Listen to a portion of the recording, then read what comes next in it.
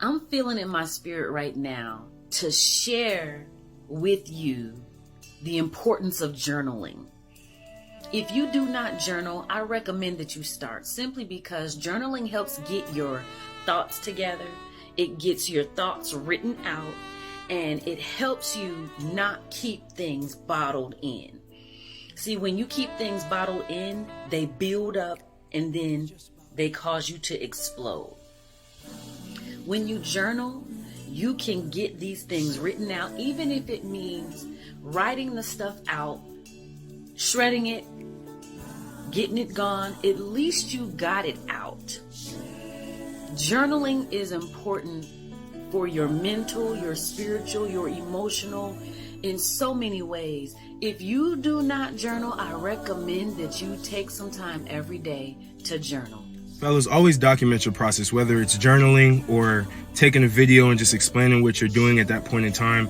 It always helps because when you zoom out, you can see how far you've gotten the progress, and you can also use it to motivate others because you're documenting that process. Hey, I'm talking to you. The you that's had a rough week. The you that seems to be under constant storm clouds. The you that feels invisible. The you that doesn't know how much longer you can hold on. The you that has lost faith. The you that always blames yourself for everything that goes wrong. To you, you are incredible. You make this world a little bit more wonderful. You have so much potential and so many things left to do. But don't worry, you have time. And better things are coming your way. So please, hang in there. You can do it. I believe in you.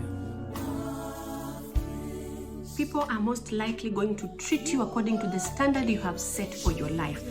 If people find there is standard, I can assure you people will treat you according to your standard. If people walk into your life and they find there is boundary, they find there is discipline, they find there is a way you have addressed yourself, there is a way you have trained yourself to a certain level, trust me, people will treat you according to your boundaries. But when they come into your life, they find there is no discipline, people will treat you like that. If people come into your life and they find you just talk anyhow, that is how they will treat you. People cannot treat you better than the way you have treated yourself. People cannot treat you below your standard or above your standard. They will treat you just exactly according to your standard. So people complain, oh, people are just mistreating you. People are not mistreating you. People are treating you according to your standard. So if there is something wrong with your standard, change it. The Lord bless.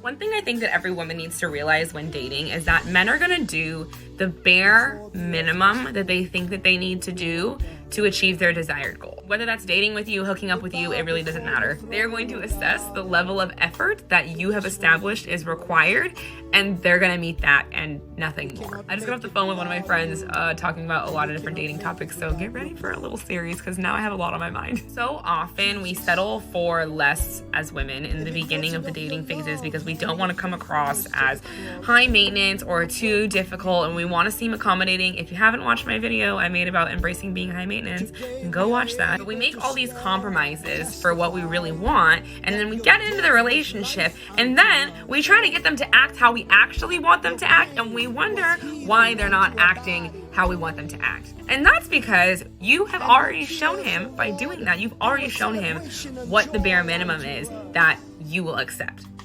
And now you're trying to make him do extra work when he already knows he doesn't need to do that work to keep you, to get with you, because you've already shown him that you don't require that. Now, I've been on both sides of the coin here. I have dated guys that did the most for me, like storybook, rom-com, Disney princess, didn't think that men acted like this in real life. And then I watched them go on to their next girl and put forth a fourth of the amount of effort that they put forth for me. And I'm looking at them like, what the heck? Is this even the same guy that I dated? And I've also been on the other side of that, where I was begging for small things like flowers, and you don't take me out enough, and complaining that we're splitting bills. And then I've watched them go on to the next girl and buy plane tickets and dresses and plan dates and everything that I was begging and crying for them to do for me. And when I think back on these experiences, it all started at the beginning. The ones that came forth with the valiant effort were the ones that I set a high standard for before date one, from before even date one.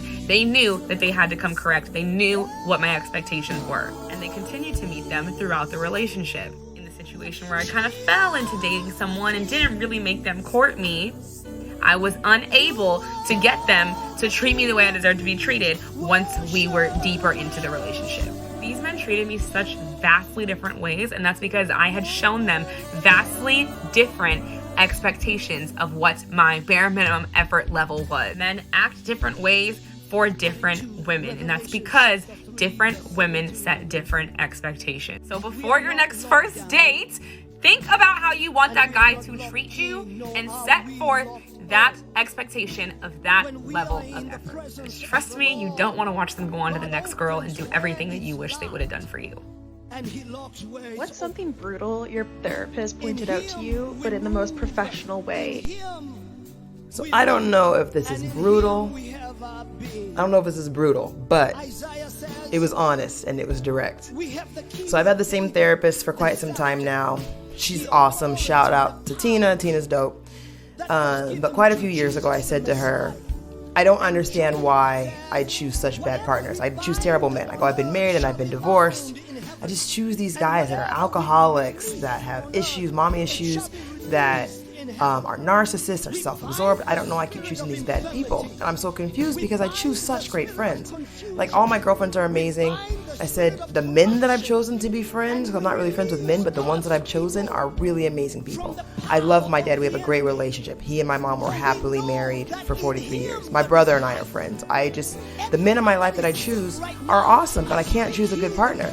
And she goes, well, what are you looking for in your friends? And I said, well, I want them to be kind and honest and generous and thoughtful, and I want them to be real with me, and I want them to be loyal. And, I run down this list, and this is what my friends are. They're really amazing human beings. I have some great friends.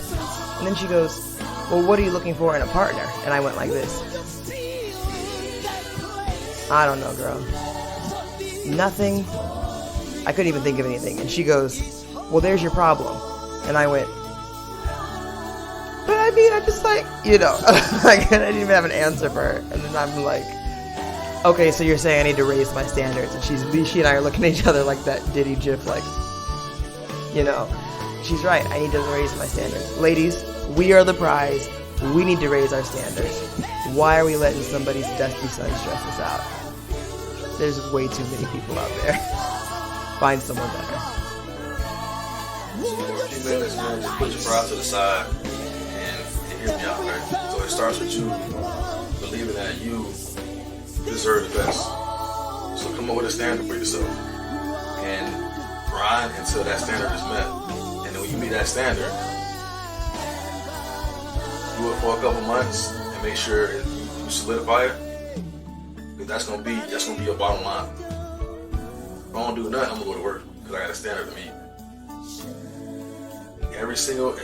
Once you get that muscle memory down pat, go back to the drawing boards and you up it a few notches.